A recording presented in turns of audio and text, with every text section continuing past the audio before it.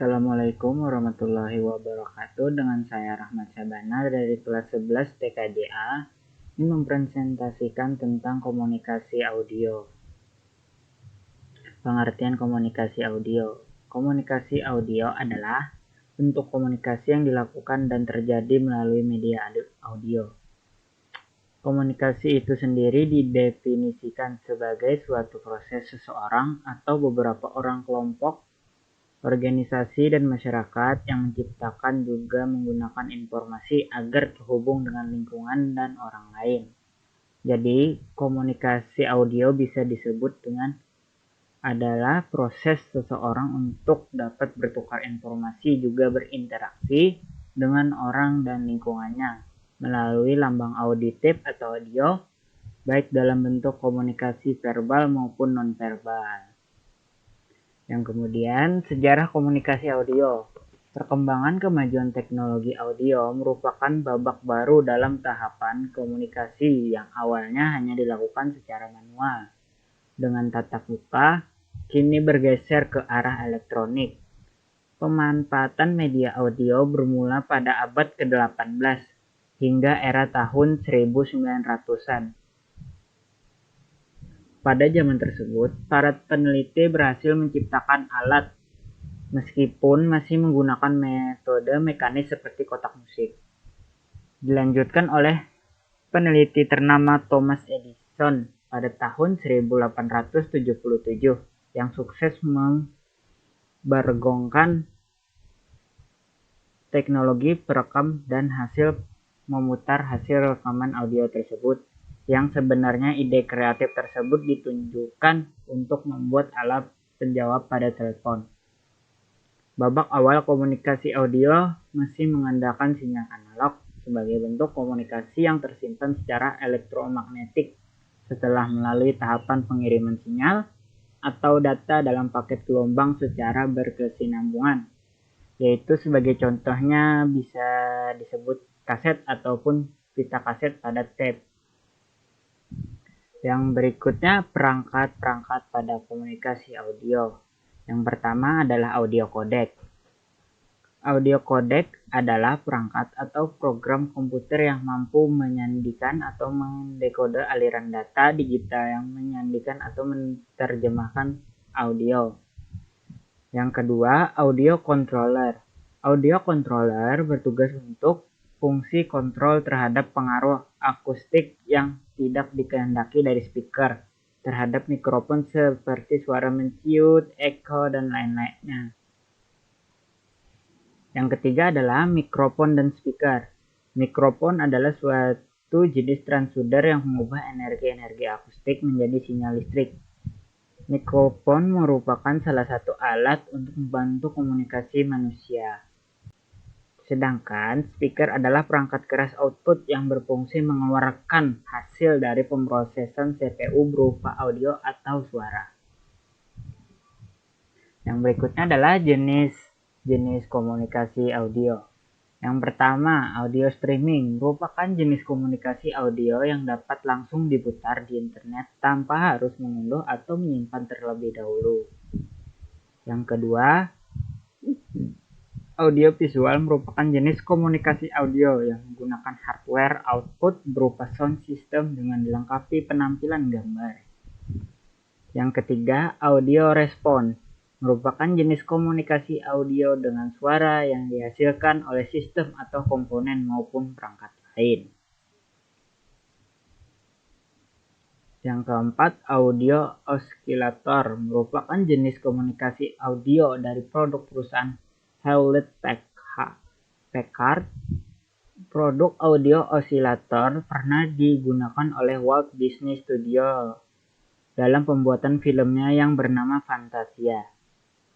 Yang kelima, audio modem riser merupakan jenis komunikasi audio yang berbentuk kartu plug-in dalam motherboard Intel dengan memuat sirkuit modem atau audio. Sirkuit modem berfungsi untuk mengubah data audio menjadi sebuah data lainnya seperti internet atau data visual. Sedangkan sirkuit audio berfungsi untuk murni untuk menerima data audio. Yang berikutnya kita menjelaskan tentang jenis format komunikasi audio. Yang pertama adalah MP3. Awalnya MP3 dikembangkan di Jerman, Fraunhofer Institute, dan berbasis format MPEG. MP3 menggunakan algoritma audio lossy compression yang dapat digunakan ukuran file sehingga menjadi format audio yang paling digemari untuk saat ini. Yang kedua, AIF dan AIFC dikembangkan oleh Apple pada Macintosh dan platform Unix. Dalam AIFF dan AIFC dalam format file yang digunakan tidak dapat dikompres. Yang ketiga adalah OGG, dikembangkan oleh Shift Art Foundation. OGG merupakan format dari komunikasi audio gratis yang dirancang untuk streaming dan penyimpanan yang sangat efisien.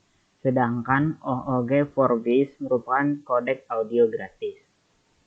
Yang keempat adalah WAV, dikembangkan oleh Microsoft dan IBM. WAV merupakan format utama dari komunikasi audio yang digunakan untuk menyimpan data audio pada sistem operasi Windows dan menggunakan metode yang sama dengan AIFF untuk menyimpan data. Teknik yang digunakan dalam WAV yaitu Pulse Code Modulation atau PCM yang tidak dikompres. Yang kelima ada AAC atau Advanced Audio Codec, dikembangkan oleh Motion Picture Expert Group. AAC dikembangkan untuk menggantikan MP3 yang mempunyai kelebihan pada kompresi lebih efisien dan kualitas suara audio yang lebih baik untuk mendukung audio multi-channel. Yang keenam adalah WAM atau Windows Media Audio yang dikembangkan oleh Microsoft untuk menyaingi MP3. WMA berbentuk kodek untuk lossy compression. WMA menggunakan sistem digital right management seperti AAC untuk proteksi penggandaan dan membatasi pemutaran pada PC atau perangkat tertentu. Yang ketujuh, Real Audio. Real Audio merupakan sebuah kodek audio yang dikembangkan oleh Real Network pada tahun 1995. Awalnya kodek audio hanya digunakan untuk transmisi bandwidth yang rendah, namun saat ini banyak digunakan oleh stasiun radio untuk streaming program-program via internet secara real time. Kemudian contoh komunikasi audio dalam dunia nyata. Yang pertama adalah telepon. Telepon sangat sering kita gunakan dalam kehidupan sehari-hari, yaitu adalah sebuah alat yang dimana harus terdapat dua perangkat agar komunikasi dapat berjalan. Telepon menggunakan sinyal gelombang radio yang diubah ke data audio.